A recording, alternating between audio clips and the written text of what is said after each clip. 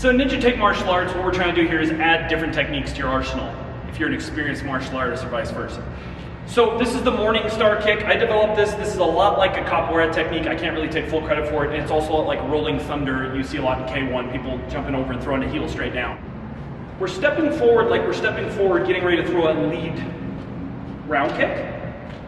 As I step forward, I want to throw this arm towards this corner here.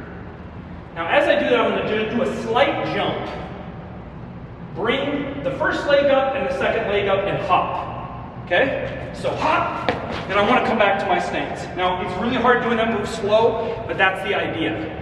So as you can see, this is a flashy technique, and it probably should be treated that way.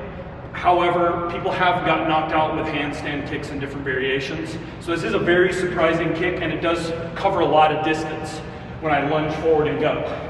Okay, when I lunge forward and come forward, okay? So that is the basics of the Morning Star kick. Like I said, it's a slight variation of a couple different moves.